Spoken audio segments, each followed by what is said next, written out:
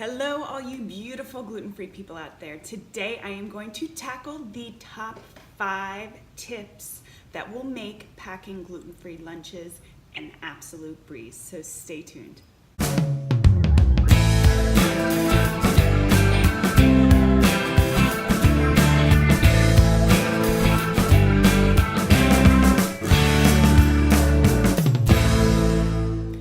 Hey guys, it's Jen here, health coach and holistic nutritionist, bringing you the top 5 tips for making gluten-free school lunches a breeze.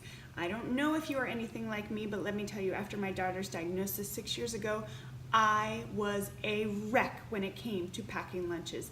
It was one of the things that I dreaded, like top 3 out of like the 87 other things I had going on, guys. School lunches were a nightmare. Like, I would always be worrying that she was getting, the right nutrients, or, just coming up with ideas, making sure it was a balanced lunch. It was just, I didn't want to get out of bed in the morning. Like, that's how much I dreaded it. So this comes with a lot of heart behind it. It took me many years to figure this all out. I'm hoping you can take away a few gems. So let's get into it. Number 1. Make yourself a little chart. Now, hopefully, I don't know if you guys are seeing this correct way, but you can break it down, right? I finally decided that I was going to make my life easier by coming up with a chart of lunch ideas that my kids would actually eat. Not what I wanted them to eat, but stuff they would actually consume while they were in school. Now, why do I say that? Because, we can come up with a plethora, right, of healthy lunch ideas that we want them to eat, but are they actually going to eat it, or are they going to give it to Susie or toss it in the trash while they're at school? So I came up with this idea. I worked with them on this, as well as when I would make dinners or just, cook and had these creative ideas. They tried a new veggie, they love it. I would always try to make sure to come back to the list and write it down. Now, why is this important? Y'all, you get up at 6, 7, I don't know what time you're getting up with your kids. It's early, right? It's flippin' early. I'm not a morning person, and I would just stand in the kitchen, just staring off into space, not knowing what to cook. Like, I didn't even know where to start. I didn't have my cup of coffee. Like, it was just not good. So by having this, when I would have those brain farts and those moments where, like, hey, is mom okay? I would come over to my list, look at, hey, awesome, I've got quesadillas, I got stuff for that. We've got our baby carrots in the fridge. I'm gonna cut up an apple. Bada bing, bada boom, within minutes, I had a lunch put together and so much less stress, let me tell you. Okay, so that's number 1. And listen, guys, my list, it looks pretty substantial now, but when it started, you can still see the little veggies. There's not a lot. But I know that they're gonna eat it. So I'm only gonna put on here stuff that I know, again, they're actually gonna eat. They'll try new veggies, they're not always winning, all right? So I'm gonna stay with my tried and true that they're gonna eat. But when I first started this, I only had, maybe a handful over here, 2 or 3 veggies, a couple fruits. Snacks are fairly easy, but you will grow the list. So don't be dismayed, if you just have a few right now.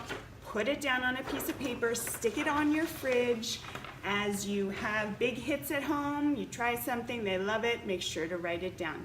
It will make your mornings so much easier, I promise. Number 2, let them have a say. Now, it took me a while to actually start doing this. I don't know why. I'm a slow learner, I don't know. But I would sit down, hand them some magazines, these pretty magazines with all these beautiful pictures, which makes the food look so enticing. And I'd say, hey guys, mommy needs some ideas for dinner this week, or I need some ideas for your lunches.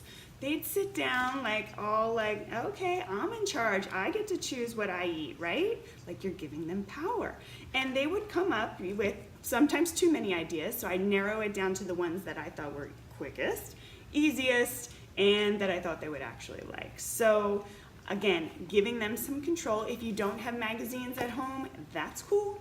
Hop on the World Wide Web, go to Pinterest or any other site, and let them look through pictures of these beautiful gluten-free dishes and get some inspiration there. They are, I don't know the psychology behind this, guys, but I know it works. If you give them sort of an investment, I guess, in the lunch, in the meal, whatever it is, they are like quadrillion times more likely to try it. Just trust me on this. I'm not going to promise they're always going to love it, but they will try it. So that brings me to number 3, and that is batch cook. So you may not want to do it on a new recipe that you're trying out the first time, but for example, rice and beans in my house is a staple. So when I make brown rice, I make about 12 cups of brown rice, actually probably more, but we go through that a lot. I'll batch cook beans so that I've got it not only for dinner that night, I can repurpose it for other dinners throughout the week, but I also will then use that in 2 or 3, maybe even 4 lunches throughout the week. So make it easier on yourself. If you know it's something that they like, batch cook it, double it, triple it, quadruple it, whatever it is, whatever you're capable of doing, do it, and then you've got that to draw from for the week. Now, in addition to batch cooking for your dinners, which you can turn around into lunches, I also love to batch my snacks. So this is one example for those non-perishables. I got like the giant jar, okay? I gotta go shopping, there's nothing in there right now. But I will pre-pack, and I just take 10, 15, 20 minutes here or there throughout the week when I've got time or when I'm thinking about it, and I will just put together baggies. Some popular things in our house: plantain chips, dried fruits, gluten-free crackers or pretzels that I feel good about. Just stick those in baggies, stick them all in here, and we'll talk about tip number 5 when you give them even more sort of investment in their meal, how this is going to work for you. But it also makes your life easier. So go ahead and pre-bag them, stick them in a big jar so that when it goes time to actually put those lunches together, you've got a beautiful display and collection of things to draw from. And it's actually like, set it on the counter, stick it in the closet, whatever. As long as you can see it, when it gets low, it's time to restock. So likewise, for perishable stuff or stuff, smoothies is another big thing. I will make a big batch of smoothies that I know my girls enjoy, and I will put it in ball or those glass containers everybody knows about, like the mason jars. So they actually also sell plastic ones with plastic lids. So I will batch smoothies, I will pour it into those plastic containers, stick them in the freezer, throw one in their lunch in the morning, and when it comes time for their lunch, it is going to be thawed out. It also acts as like, a nice little cold pack in there, so you don't have to add that.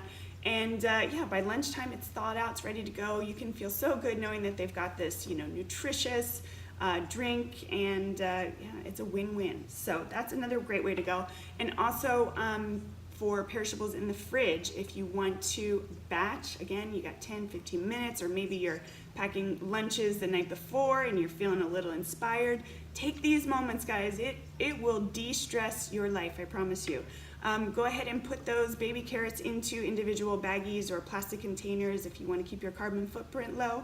Whatever it is, we're non-dairy, but if you do cheese sticks to lunch meat, whatever it is that needs to be in the refrigerator, go ahead and stick them in some sort of container or drawer in the fridge.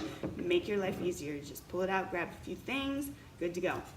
Now, I don't often talk about convenience foods because I like to cook from scratch. It's something that it's important to me. So, but that's not to say that I don't still use convenience foods, y'all. I'm human, okay? And I'm a mom of 3. So, if you've never tried these Amy's Burritos, I highly recommend them. They're gluten-free and non-dairy. They have other versions, but these are the ones my kids like. Wednesday nights in my house are crazy town. I mean, it's always crazy town, but it's like a little bit more crazy town. So they know that every Wednesday they're gonna get one of these for dinner because we are on the fly. We eat it in the car, between jiu-jitsu, kids club at church, homework, whatever.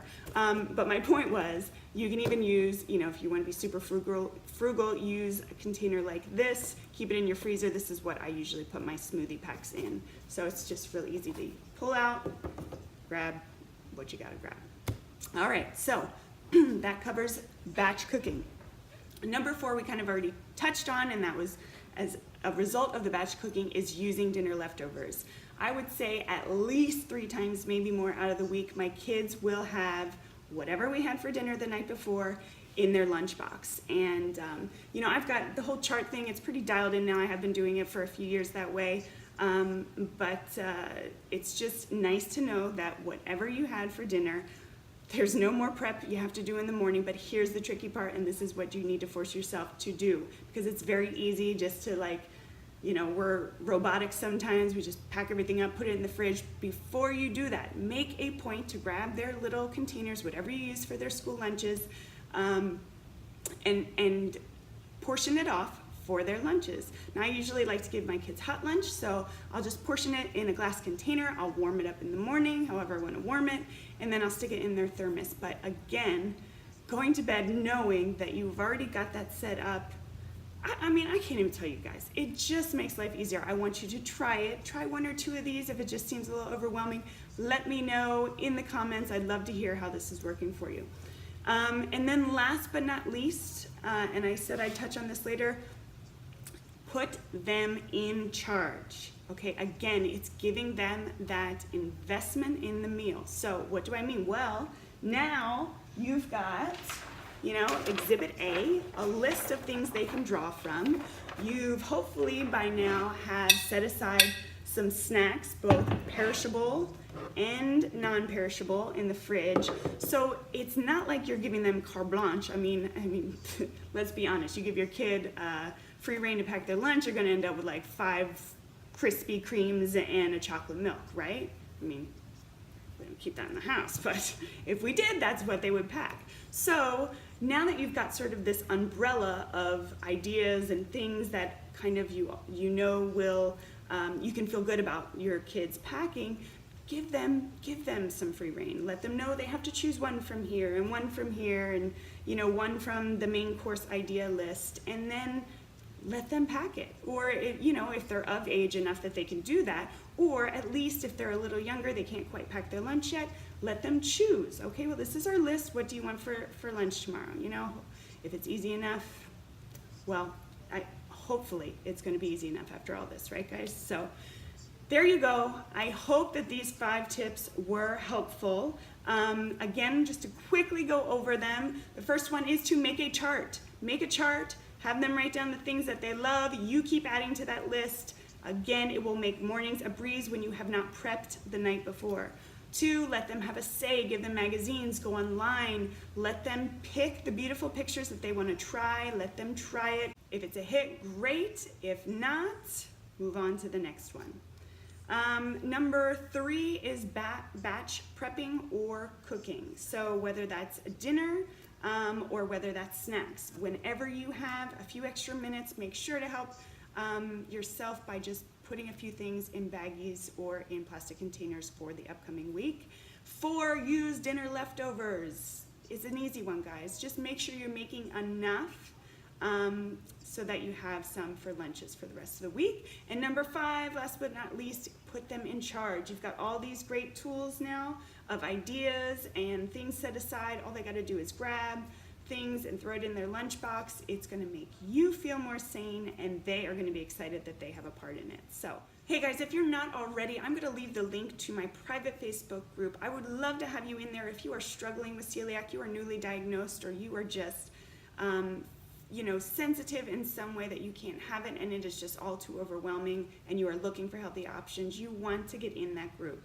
Otherwise, reach out to me on Facebook, or you can comment here and I will be sure to get back to you soon. Thanks.